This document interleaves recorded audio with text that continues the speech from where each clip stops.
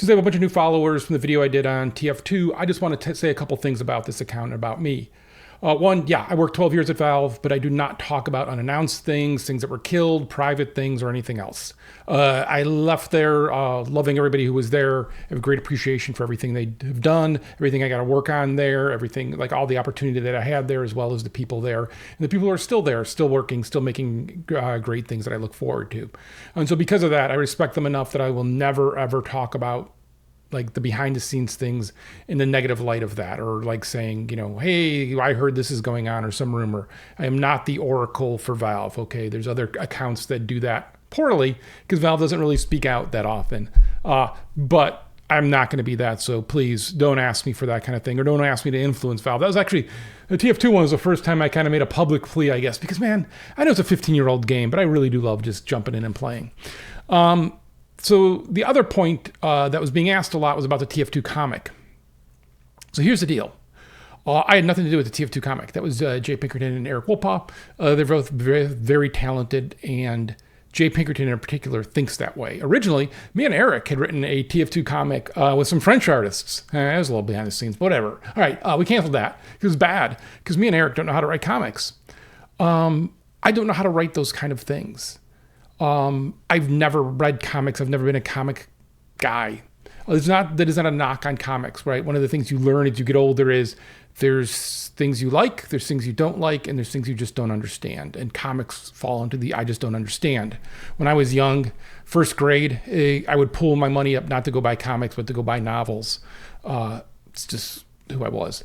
And so I never really got immersed into them, and then never really learned to appreciate them, right? And there is something to be said for that, right? Familiarity breeds appreciation and understanding of it better, right? So think about it like the first time you have a beer, you spit it out and you're like, oh my God, this is the grossest thing. And by the time you're 16, you know, like the difference between a Kolsch and a lager, and you have, you know, the things you like and the things you don't like.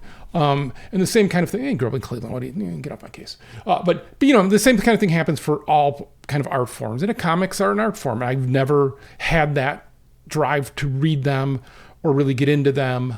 And so because of that, I have very little knowledge about them. And so writing for them wasn't something that comes naturally for me. And you're like, well, you're a writer. You should be able to write everything.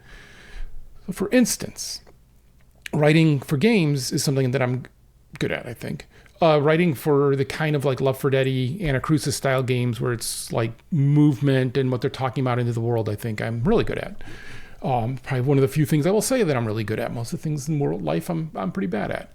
I have a whole website called chetsucks.com. Come on. All right, but to that point, I would early on, like with Left 4 Dead, we were working on the Francis character, and one of the engineers, a senior person, was like, "You got to make it more biker. Like he's got to be talking about his hog and like all of this stuff, right?" But I had already known at that point how to write for games, in that the model, his voice, and all of that already says biker. So when Francis then, it doesn't talk like the typical biker. He is talking like the non-typical biker as a biker. Like, you know, he's a biker. You don't have to keep saying about, you know, I was greasing the chains for my hog. Like, as you start him talking about how he hates lawyers, right? That's just inferred. And so you learn that by doing, you learn that by studying, and you spend a lot of time. I will say my favorite writers, for whatever format they're on, you find out they've spent a lot of time thinking about this. They've thought a lot about the format of these things, how the information comes, the order that the information comes, things you can get away with, things you can't get away with. Like, all of that comes from both studying and doing. And so, like, if you are a young writer, consume everything you can, and then just start practicing and learning, because that's how you learn. Like, it's not just some magical thing that you look at a movie once and you go, that sucks. Yeah, right? I mean, Marvel movies, because they come from the comic world and whatever, like are like nails on a chalkboard to me. I don't get them. I don't get them in any way. But I rarely say, oh my God, they're the worst things ever and we should get rid of them because they're destroying movies. Because I don't know, like, they're just not for me. So, you know, the TF2 comic isn't a thing that I'll ever have anything to do with, but I can still appreciate it. I really like the jokes when they're telling the jokes in the writer's room. And then the format they come in is, this isn't for me, and that's fine, right? But so yeah, I am not going to be the person who gives you the lowdown info on the TF2 comic or anything like that, or if it's coming or not coming or whatever. I did.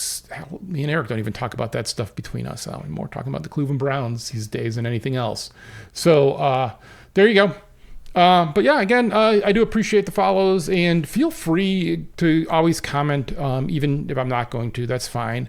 But also just ask questions of other stuff that's interesting to you, especially as somebody who's written for games and been part of the industry. Happy to chat about things, especially as a way to help people think about the industry in a better way, because that thing of like the being really good at understanding beer and all of a sudden, like, I trust your judgment on beer better.